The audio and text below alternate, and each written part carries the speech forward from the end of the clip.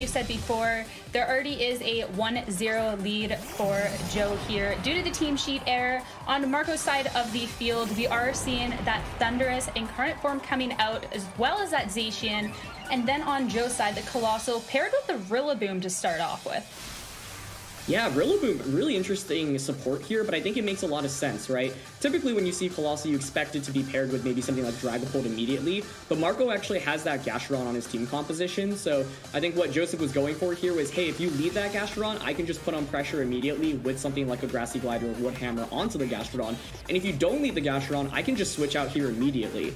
Colossal is obviously really strong if it gets that Steam Engine and Weakness Policy boost, but it doesn't necessarily need it to still be strong, right? The residual effect from G-Max Volplith alone is really, really powerful. So Joseph here going for the switch it into Incineroar, I think that makes a lot of sense. That way, even if you double up onto the Colossal with Thundurus and Zacian, you should survive the turn with Colossal. And just getting a single Volplith off to start the game is really, really strong. Incineroar coming out next turn also puts on that fake out pressure against the Zacian. Of course, you might end up intimidating a Defiant Thundurus, but even at +1 attack, shouldn't be able to actually pick up a KO. As you said, Incineroar coming out, getting that attack drop on the Zacian, bringing it back to neutral, the Defiant boost, of course, on the Thundurus. I mean, you never really want to be giving these boosts, but at the same time, you do really need to slow down that Zacian just a little bit. Marco opting to Dynamax on the first turn here, going for that Thundurus. I mean, it makes sense that Thundurus already has that attack boost, as well as things such as Max Airstreams can really start putting some speed control on Marco's side of the field here, which, I mean, he does have to change his game plan up a little bit, not having that Sableye, which I think would have been really key in this matchup, so having to opt for a different strategy to start off here. Absolutely, yeah, we're going to see the Max's trade here, and I think, you know, this is the interesting thing about Colossal, like, I think when people think about Colossal teams, they often think like you kind of have to force the Steam Engine stuff right away, but the reality is that the best Colossal players are able to figure out, you know, really unique combinations, and so, yeah, Rillaboom and Incineroar here, not typically the things that get Colossal activated immediately, but Zacian's going to get the first hit in this game. Behemoth Blade hitting into that Colossal, bringing it down to about half HP here. Definitely a big hit. This Airstream from the Thundurus just going into that Incineroar, picking up, doing a lot of damage. Incineroar holding on with just a little bit of HP left, but of course is going to get some recovery back from that Citrus Berry. Yeah, so big survival there. I mean, it puts on pressure with Fake Out next turn, and both Pokemon here end up surviving the turn. We're going to see that Volplith come out as well. So, going to target down that Thundurus, and does just over 50%. Also has that Volplith chip damage off at this point as well. So, I think, you know, this is definitely a decent turn for both players. I think, you know, with from Joseph's end, given Marco's lead, Dragapult plus Colossal could have seemed pretty good, but once again, the Rillaboom Colossal is kind of just like a middle grounds lead where you know that if Gastrodon comes out as a lead, that puts on a lot of pressure against Colossal immediately. The Incineroar switch out here was great, and the Max Airstream actually not picking up the KO on Incineroar means he'll stick around for one more turn, and that means you can put on pressure with the Fake Out onto Zacian this next turn. +1 Max Knuckle from Thundurus, or really any attack from that Thundurus. Shouldn't be able to actually knock out the Thundurus right now, so Joseph just opting for a very safe Fake Out plus Volplith play. Zacian here might want to protect or consider switching out, is going to go for that protect, and so, you know, Marco will likely get one more attack off with this Thundurus, but then Joseph will have an extra turn of Dynamax to basically play with if Colossal doesn't faint here. Of course, that Thundurus is going to opt for the Max Knuckle, like you said, getting an attack boost on both of the Pokemon. Will finally take out that Incineroar. Incineroar were able to hold on last turn, but not able to hold on through that Max Knuckle. This Thundurus now at a +2 attack, the Zacian at a +1. Both of these Pokemon are very fast, very strong, but this Volplith coming out and is going to pick up the KO on the Thundurus here. Yeah, I think, you know, going into this matchup, Marco, you know, Charizard doesn't seem like a very good option for him to bring, so he's really relying on Thundurus or Gastrodon, and as like your Dynamax options, right? And you don't really want to be maxing a Gastrodon against a Rillaboom, as well as the fact that, you know, Colossal here actually has that max overgrowth, so that's just two really, really strong grass type attacks that you really have to worry about. So as a result, you know, Marco kind of forced to just bring out that Thundurus and Dynamax immediately, and Colossal is a rather decent counter to that Thundurus here in the end. So you know, Colossal still putting on some pressure, and then the Rillaboom here, you know, coming out for Joseph, able to pressure with a Fake Out this next turn as well. And what's interesting is that the Zacian just protected, and you can't Fake Out into the Colossal because it is max, so you can't flinch it.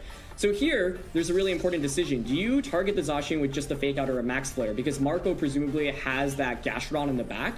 So, you know, he could make the really risky decision to just stay in and go for that Behemoth Blade onto Colossal, but if you're worried about Fake Out and Flare, you're going to want to switch out into that Gastrodon. Incineroar here, of course, can go for something like a Fake Out onto Rillaboom, but perhaps you'd rather go for something just like a Flare Blitz or a Parting Shot, because Fake Out's actually not that valuable. Zacian is going to switch out here, and we actually saw what Joseph went for this turn, so Joseph kind of one step ahead, reading into Marco's potential switch here. You know, we saw him debate between the Max Flare into the slot or not, opting to just target after the Incineroar. Fake Out into Incineroar. Incineroar is not doing much this turn, and that Volplip is going to be hitting into it, dealing massive damage and just taking it off the field, leaving Marco with just 2 Pokemon left on his side. Yeah, that was actually a really critical turn because, you know, if Marco made the prediction that Joseph was going to double up onto the Incineroar and Zacian just goes for a Behemoth Blade onto the Colossal, it had that attack boost from that Max Knuckle last turn, so it likely would have picked up the knockout onto Colossal. And we know what Joseph's last Pokemon is. It's that Evoltal, and Evoltal matches up really, really poorly into Zacian, as well as Rillaboom, right? So Zacian actually likely would have just won this game had it stayed in and actually gone for the Behemoth Blade, but that's a really tough prediction to make, right? Because it also feels like you outright just lose the game if Fake Out plus Max Flare KOs that Zacian.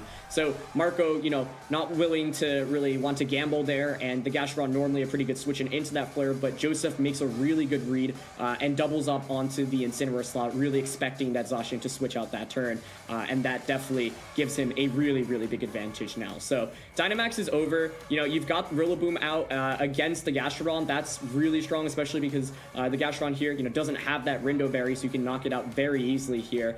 Joseph, you know, debating, maybe I am expecting the Gastrodon to protect this turn. If I call the protect properly, then the next turn I can get a guaranteed KO onto it, and then it's going to be a 2v1 or even a 3v1 against the Zacian. Yeah. Colossal going for that protect, as we saw. Gastrodon on Marco's side is also going to be going for the protect, so the read here was correct. The Zacian is going to go for the Behemoth Blade into the Colossal, and that Rillaboom, a Wood Hammer, picking up a nice little chunk of damage, all honesty, taking a little bit of recoil damage.